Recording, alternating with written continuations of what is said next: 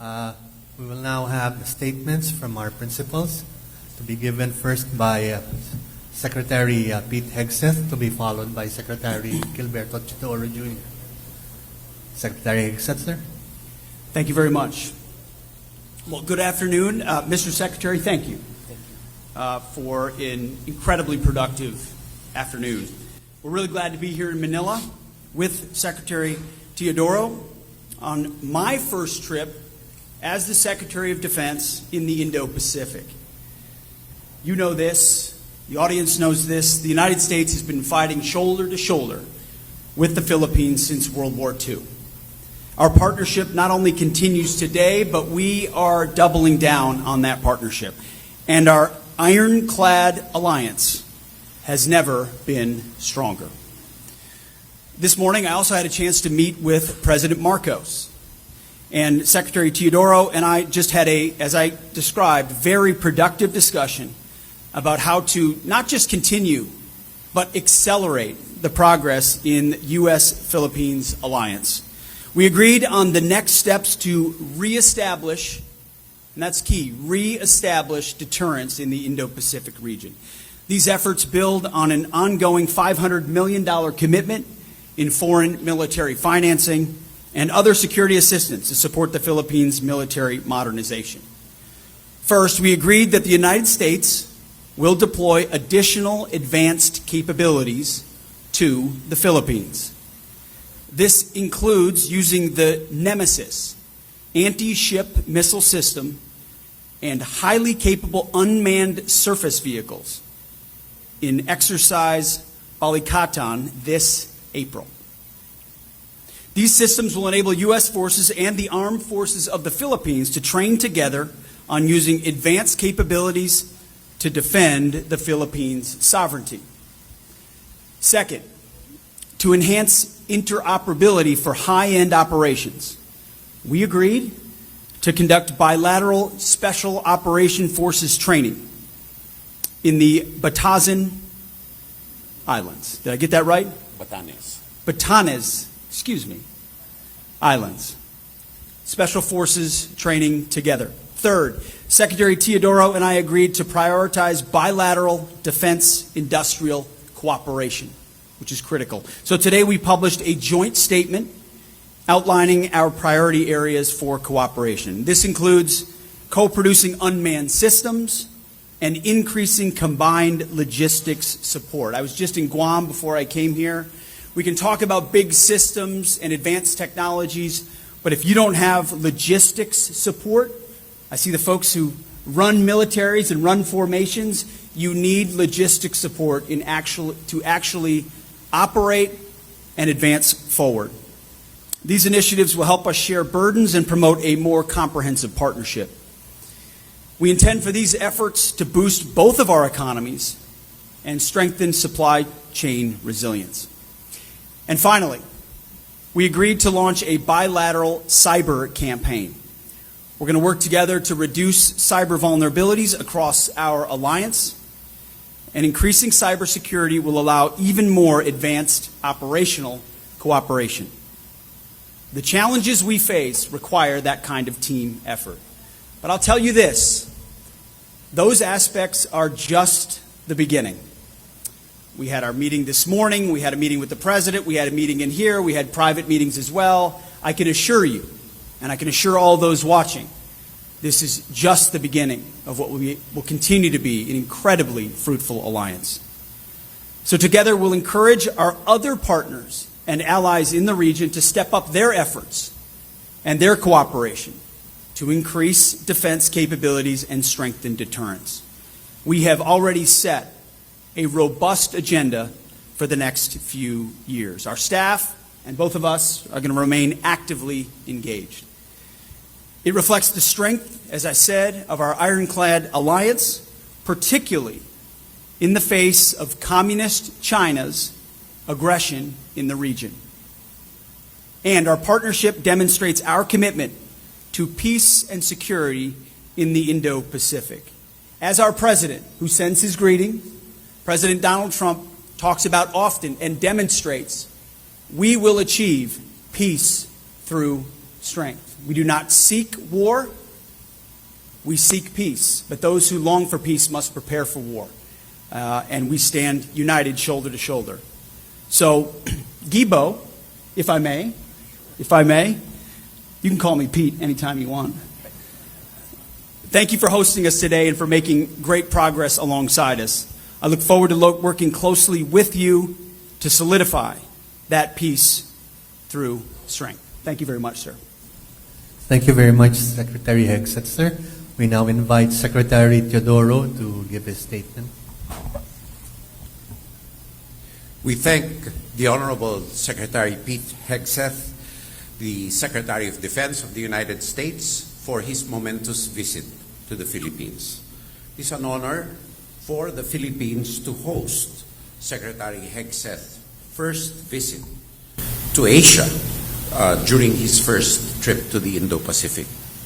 This signifies how important our bilateral alliance with our only treaty partner, the United States, is, and we are gratified by the importance placed on the stability and enhancement of this relationship as a linchpin of securing peace and stability in the Indo-Pacific. We are grateful for the enduring support of the United States, including the State Department's issuance of a waiver, in part, in no small way, through the efforts of Secretary Hegseth and the rest of the team, for a waiver of foreign military financing for the Philippines. We believe these engagements are crucial and need to be enhanced in order for there, as Secretary Hegseth to put it, to be a re-establishment of effective deterrence against unwanted and malign influences that affect the stability not only of the Indo-Pacific, but of the whole world. And as Secretary Hegseth said, we are going to work very closely, not only with our treaty ally, but with other like-minded partners in re-establishing deterrence. This will mean increased interoperational activities, joint exercises, realistic training in a myriad of scenarios to mirror what may be possible in the future, God forbid. However, we must be prepared to answer and to meet and even to deter any possibility in the future for our mutual defense and the defense of freedom and international law. During our discussions, we discussed the enhancement of the quality of Philippine investments in strategic basing, in capability upgrades, in the skill sets of our fighting men, women, and our civilian personnel to complement the comprehensive archipelagic defense concept, which has in its underpinnings not only the Philippine Constitution, but international law. The deployment of the Nemesis and other unmanned surface vehicles will hasten the introduction of these technologies into the vista of the Philippine Armed Forces and will train our troops to train for higher technological capabilities that we need for effective deterrence in the future. The Philippines is prepared and is in fact taking a more active role in rallying our other allies and like-minded nations to resist any attempt to change international law by acquiescence or a fait accompli in the South China Sea. The number of status of visiting forces agreements that we are entering into is for the rules-based international order is proof of this. Because of the increased interoperational activities, we expect increased rotational presence of like-minded and allied troops in the Philippines. With our strategic basing initiative, we will also expect a heightened tempo of the Philippine Armed Force for external and territorial defense to put in our share of deterrence. And we will also expect a hastening of our capability upgrades and our logistical support facilities to support deterrence. And deterrence comes also with synergy with humanitarian assistance and disaster response, because natural calamities hit us the hardest at this time, particularly in the Philippines, which is one of the most vulnerable countries in the world. We will enhance our current EDCA locations, and we will make improvements. Mind you, these are Philippine bases of which we have to invest in. We will enhance them for logistical support. We have talked about establishing a sustainable, effective, and business case focused defense industrial base, which suits our national interests and advances our economic, defense, and other cooperative resilience activities, which are of benefit not only to each one's economy, but on partnerships and synergies, so that there can be a multiplier effect on the enhancements to different sectors of our societies, of both our peoples. As we know, the relationship between the Philippines and the United States is not unipolar. It is multipolar. And the most important thing are people-to-people exchanges, but also commerce, defense, education, language, and the NBA. This initiative will support the Self-Reliance Defense Program of the Philippines and other initiatives of the United States government. On cybersecurity cooperation, as rightly said by Secretary Hegseth, we need to work hand in hand to develop resilience and security of our cybersecurity networks. When we work in partnerships, we need to keep those flows of information secure. We need to keep our own operations secure. And we need to tap each other's expertise, best practices, and hardware in order to secure our cyber systems.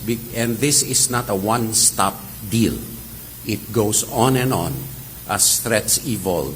So therefore, we are firming up our shop for IT and for cyber to work hand in hand with our treaty partner for mutual resilience and enhancements.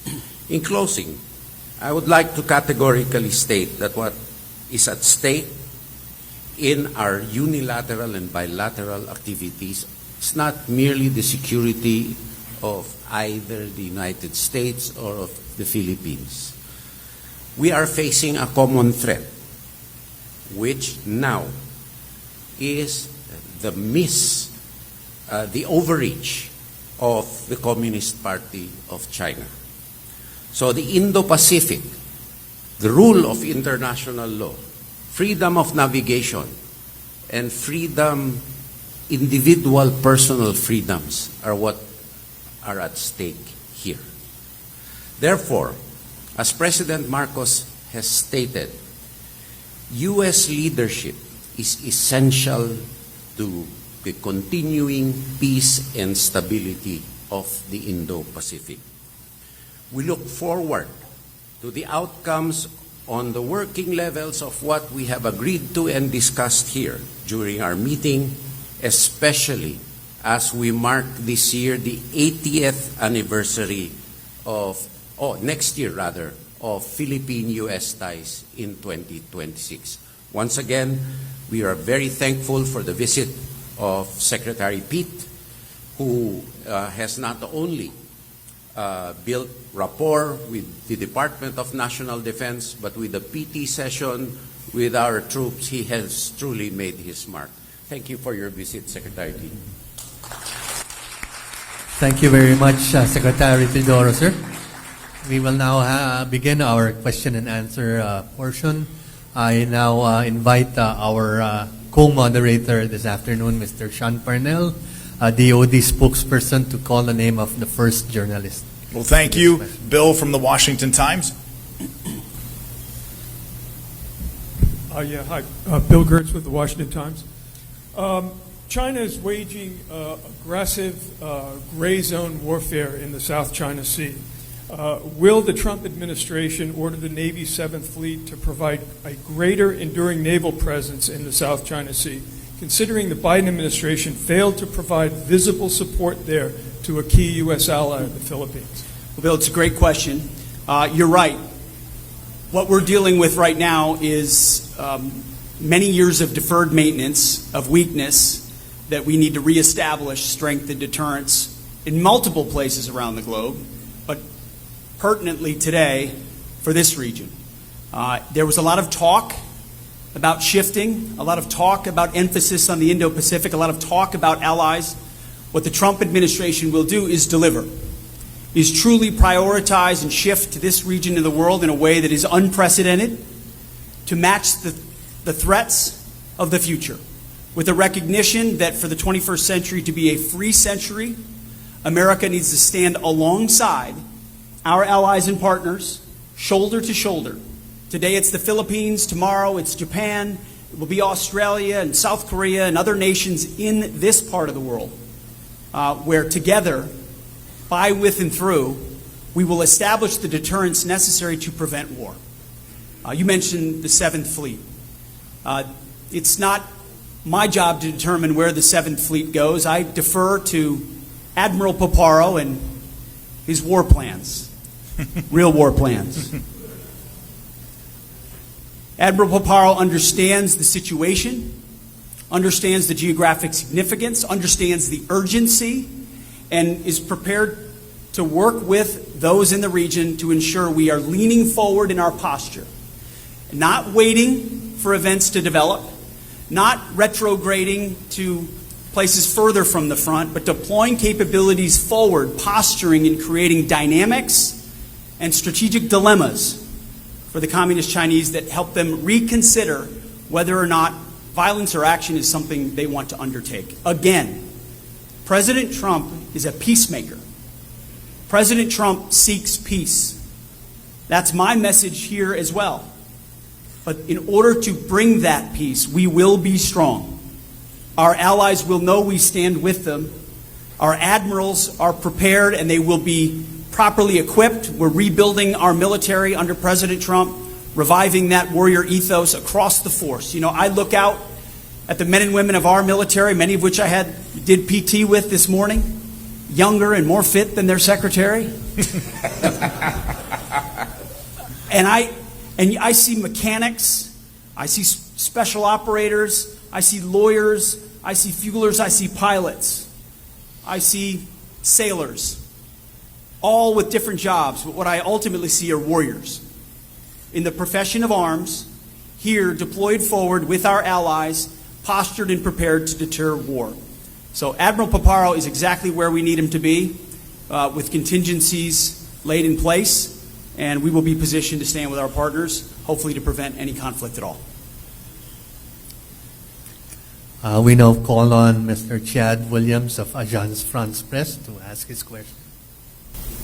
Thank you. This is for Secretary Hegseth. You gave a speech last month at a Pentagon town hall where you specifically talked at length about accountability.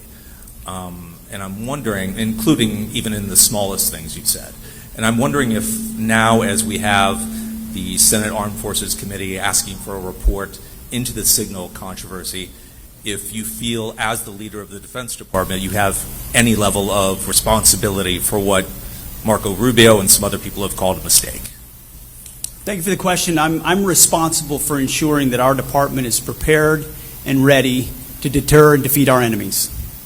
And I'm quite proud of what our forces in CENTCOM did on that initial series of very effective and devastating strikes, and the ongoing campaign that we are undertaking, because that is, again, on the backs of 4 years of deferred maintenance and failure and weakness of the Biden administration, we are reestablishing deterrence. And as the leader of that department, my job is to advise and work alongside the President and then work with my fellow cabinet members to ensure that we're operationalizing in every way possible, reestablishing that deterrence. So we will ensure the freedom of navigation returns to that part of the world, just as, pertinent to our conversation today, freedom of navigation is something the Philippines experiences in the South China Sea or the West Philippine Sea. It's something we take very seriously. So we'll go with Kazu next. Thank you so much for having us today. So I have a question for Secretary Hegseth. How do you evaluate the trilateral cooperation between the U.S., the Philippines, and Japan in deterring China? And do you intend to take a leadership of it? Well, thank you for the question. I'd love to have the Secretary answer as well.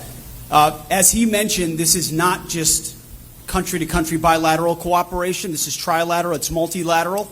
The broader our alliance, the better. The more security cooperation, the better. The more interoperability, the better. The more contingencies, the better. Again, the more strategic dilemmas for our adversaries, the better. And so we're here in the Philippines to strengthen that partnership. We'll be in Japan to do the same. I believe as we speak, all three countries are sailing together right now in the region. So we have that kind of security cooperation happening right now with our navies at sea, sending those signals of cooperation.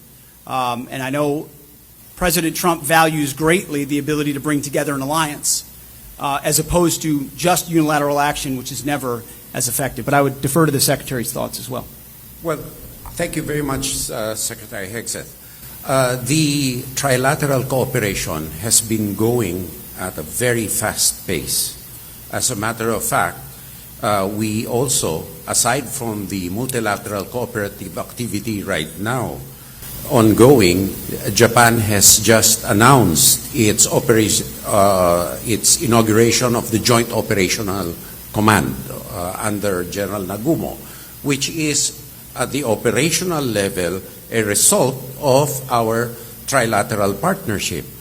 A lot of activities are ongoing, and we are merging and meshing these capabilities together with Australia at a speed which we have not seen in a long time.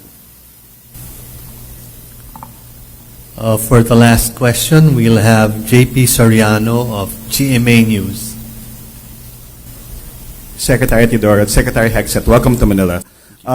Can you confirm the current status and estimated arrival date for the deployment of the mid-range capability Typhoon missile from the Indo-PACOM to the Philippines? And since Secretary Teodoro mentioned EDCA, Secretary Hegseth, how many more EDCA sites should Manila consider establishing in the Philippines, and how soon could that expansion take place?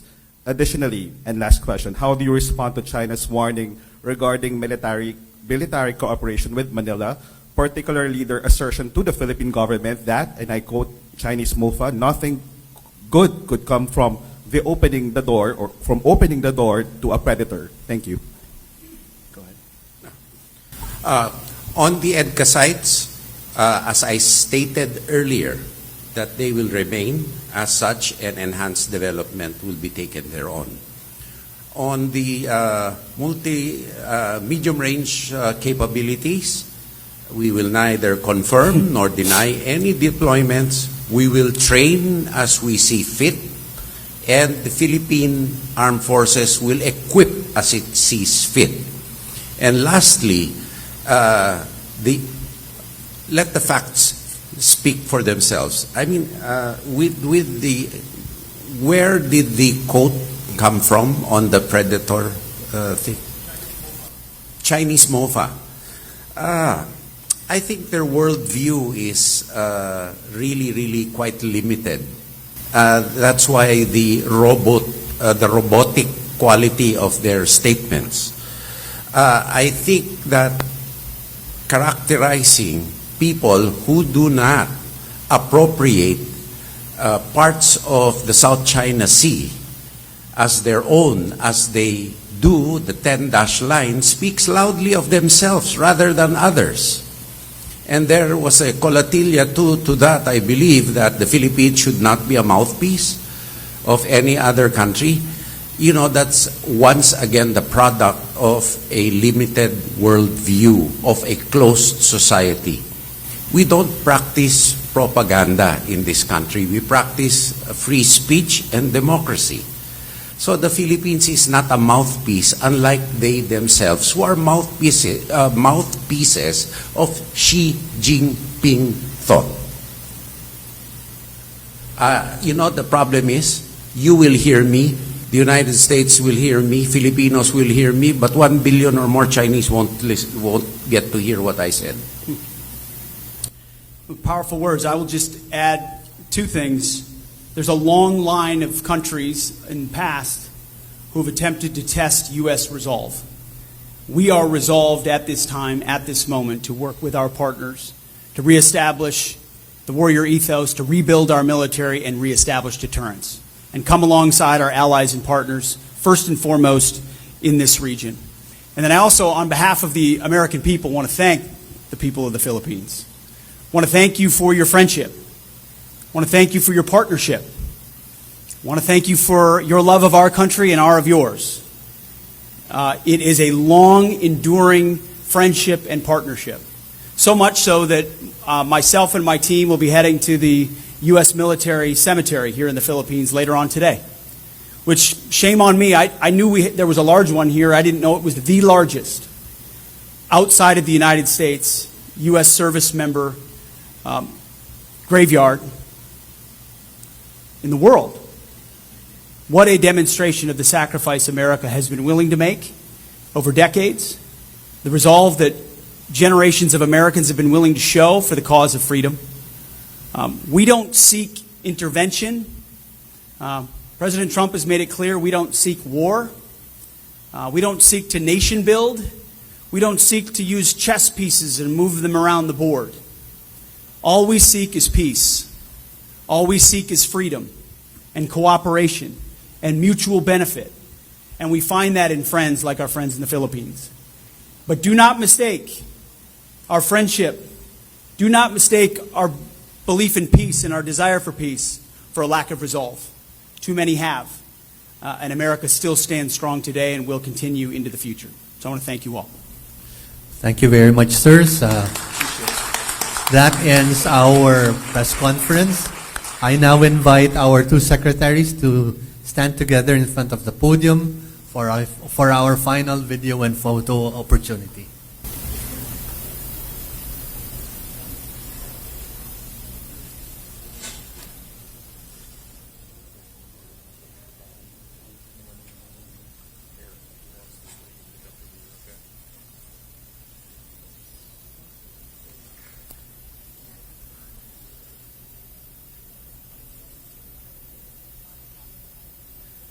Thank you very much, sirs.